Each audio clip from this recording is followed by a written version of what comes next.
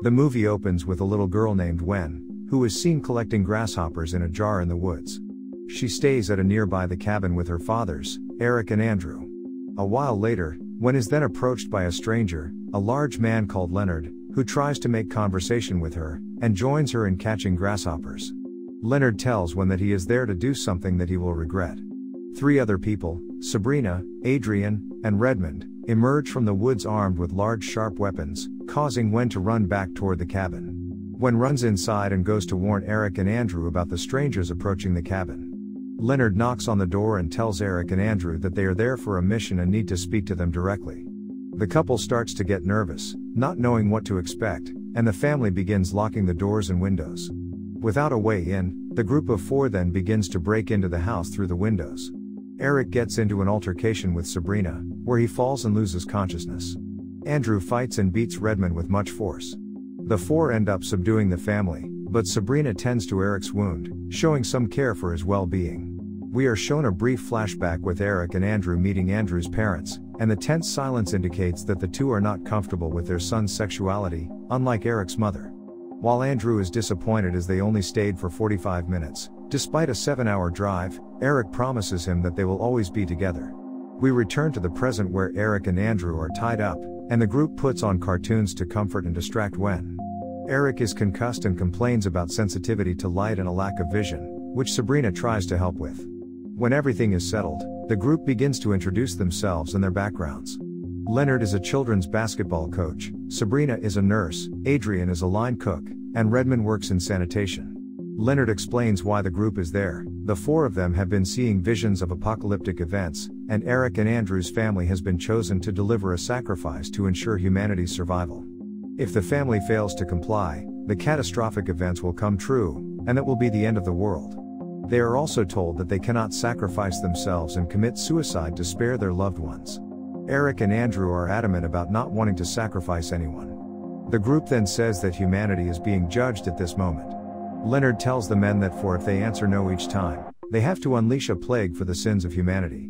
Eric and Andrew refuses to play along, thinking it is all make-believe. We then see the 4 of them lining up in front of the couple, holding their weapons. Redmond steps forward crying and trembling, and puts a white mask over his head with shaky hands, and says that a part of humanity has been judged, before Sabrina and Adrian stick their weapons in his head. Leonard finishes it off by decapitating him, to the couple's shock. Another flashback shows Eric and Andrew when they first adopted Wen. She was born with a cleft palate but had surgery to fix it. Back in the present, Leonard turns on the TV to show the family the events that have happened thus far. There have been powerful earthquakes and tsunamis occurring in some parts of the world, leading to death and widespread destruction. Andrew believes that they are being targeted for being a gay couple, as he recognizes Redmond as the man who assaulted him at a bar once, but the group insists that they are not there for that reason. Wen attempts to escape through the basement, but Leonard manages to catch her and brings her back into the house. The next morning, Adrian cooks breakfast for Wen. When it comes time for the family to choose again, Adrian steps up to plead her case. She tells them that she has a son named Charlie, and in her visions, she has repeatedly seen his death and cannot stop hearing his screams. She begs the guys to consider that in their decision, but Andrew still tells them no. Leonard and Sabrina proceeds to beat and decapitate Adrian. They then turn on the news, which is reporting on the spread of a deadly virus that affects children. Andrew notices the report is pre-recorded and that he has been reading about the virus for months, giving him further reason to suspect that the group is lying to them. Andrew tells Eric that his hands are loosening from their binds, so he might have a chance to break free. Wen sneaks Eric a knife, and he gives her a heads up to do something when she is instructed to. Leonard and Sabrina attempt to persuade Eric and Andrew again, but Eric has Wen throw a tantrum to distract the other 2, allowing Eric to cut himself free and giving Andrew an opportunity to run to the car where he tries to get his gun. Sabrina injures his leg but he throws dirt in her face and runs into the car. As he tries to load the gun, she tries to break in and lightly stabs him in the side, but he fires his gun and forces Sabrina to drop her weapon. Another flashback shows the attack at the bar with a man that looks vaguely like Redmond, with a bigger beard, and he was said to have been imprisoned, which led to him training in self-defense and buying a gun. After making it back to the cabin, Andrew threatens Leonard but is startled when Sabrina runs in, causing him to shoot her. After she dies, Leonard beheads her.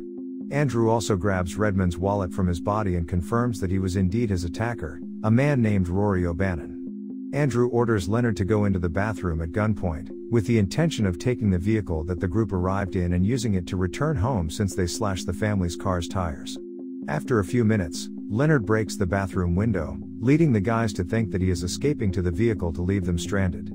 Andrew opens the bathroom and shoots into the shower, but Leonard still manages to attack him despite being shot in the arm. After a brief struggle, Leonard disarms Andrew and makes the guys turn the TV back on. Hundreds of airlines around the world begin to experience failures, causing thousands of planes to suddenly crash from the sky all around the world. Leonard speaks the same lines as the anchorwoman, making Andrew believe that everything was rehearsed. Leonard brings Eric and Andrew outside and tells them that they have one last chance to prevent more disasters from happening.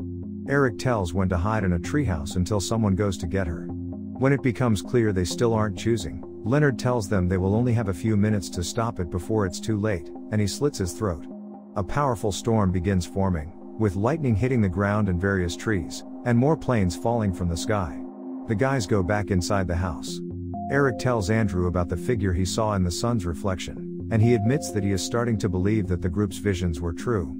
He noticed that they each represented aspects of humanity. Redmond was malice, Adrian was nourishment, Sabrina was health, and Leonard was guidance.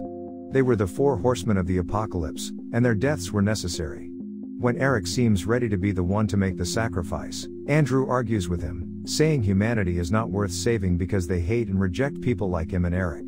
Eric then shares Andrew of a vision he saw of a world that continues to live on, and how Andrew grows old and continues to be close to Gwen, and how she has found a career she is proud of and someone who loves her as much as she loves them.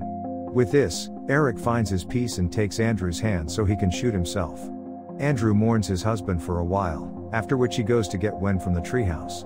The two walk until they find the truck that Leonard's group came in. In the backseat, Andrew finds items proving that the group, except Redmond, really were who they said they were. Leonard really was a beloved coach, Sabrina was a nurse, and he also finds a picture of Adrian with Charlie. Andrew drives with Gwen to a diner, where people are gathered to see the news of the disasters winding down. Planes have landed safely and the death toll from the virus has slowed down. Andrew and Gwen later leave together, heading towards an uncertain future.